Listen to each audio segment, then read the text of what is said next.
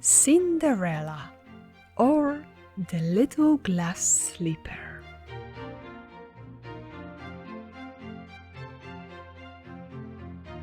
There was, many years ago, a gentleman who had a charming lady for his wife. They had one daughter only, who was very dutiful to her parents. But while she was still very young, her mama died, to the grief of her husband and daughter. After a time, the little girl's papa married another lady. Now, this lady was proud and haughty, and had 2 grown-up daughters as disagreeable as herself. So the poor girl found everything at home changed for the worse. But she bore all her troubles with patience, not even complaining to her father, and in spite of her hard toil, she grew more lovely in face and figure every year. Now the king's son gave a grand ball, and all persons of quality were invited to it.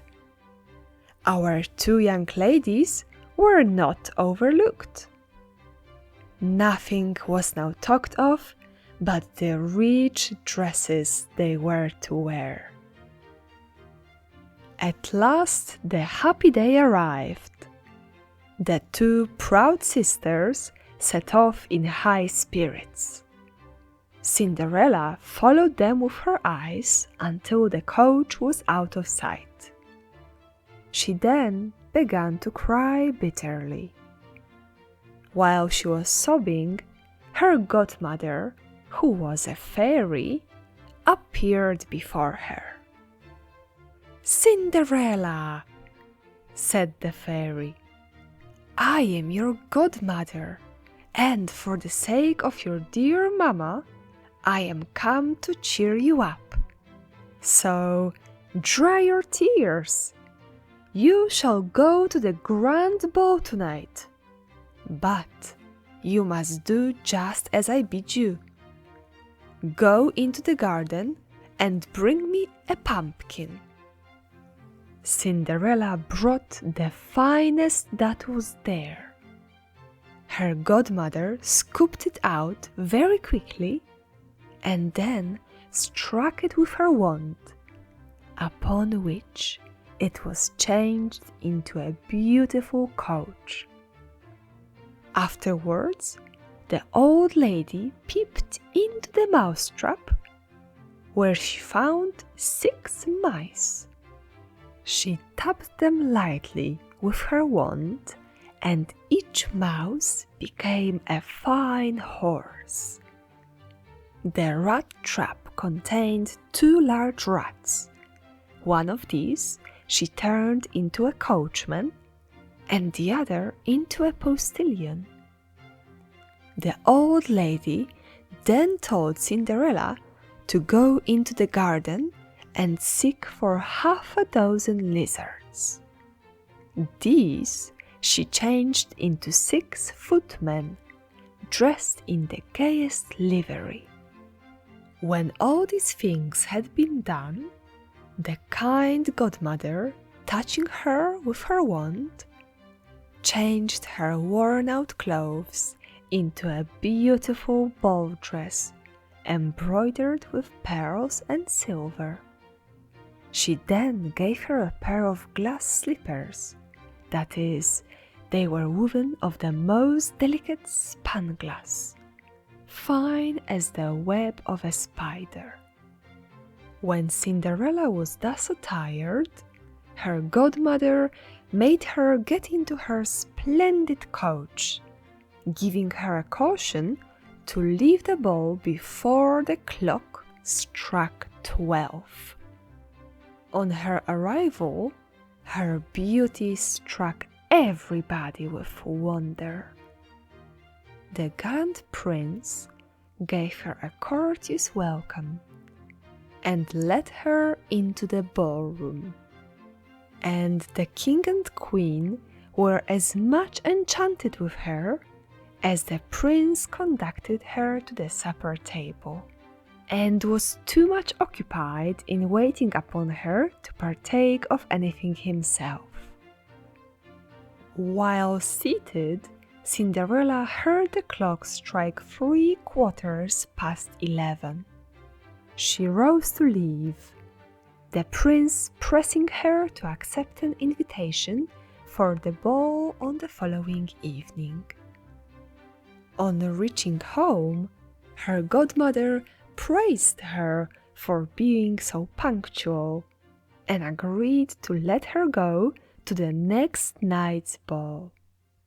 Although she seemed to be tired, her sisters, instead of showing pity, teased her with glowing accounts of the splendid scene they had just left, and spoke particularly of the beautiful princess. Cinderella was delighted to hear all this, and asked them the name of the princess, but they replied nobody knew her. So much did they say in praise of the lady, that Cinderella expressed a desire to go to the next ball to see the princess. But this only served to bring out their dislike of poor Cinderella still more, and they would not lend her the meanest of their dresses. The next evening, the two sisters went to the ball, and Cinderella also, who was still more splendidly dressed than before. Her enjoyment was even greater than at the first ball, and she was so occupied with the prince's tender sayings that she was not so quick in marking the progress of time. To her alarm, she heard the clock strike 12. She fled from the ballroom, but in a moment the coach changed again to a pumpkin, the horses to mice, the coachman and postilion to rats, the footman to lizards, and Cinderella's beautiful dress to her old shabby clothes. In her haste, she dropped one of her glass slippers and reached home out of breath, with none of her godmother's fairy gifts but one glass slipper. When her sisters arrived after the ball, they spoke in terms of rapture of the unknown princess, and told Cinderella about the little glass slipper she had dropped, and how the prince picked it up. It was evident to all the court that the prince was determined, if possible, to find out the owner of the slipper. And a few days afterwards, a royal herald proclaimed that the king's son would marry her whose foot the glass slipper should be found exactly to fit. This proclamation caused a great sensation. Ladies of all ranks were permitted to make a trial of the slipper, but it was of no use. Cinderella now said, "Let me try, perhaps it may fit me." It slipped on in a moment. Great was the vexation of the two sisters at this, but what was their astonishment when Cinderella took the fellow slipper out of her pocket! At that moment, the godmother appeared and touched Cinderella's clothes with her wand. Her sisters then saw that she was the beautiful lady they had met at the ball, and, throwing themselves at her feet, craved her forgiveness. A short time after, she was married to the prince, to the intense gratification of the whole court.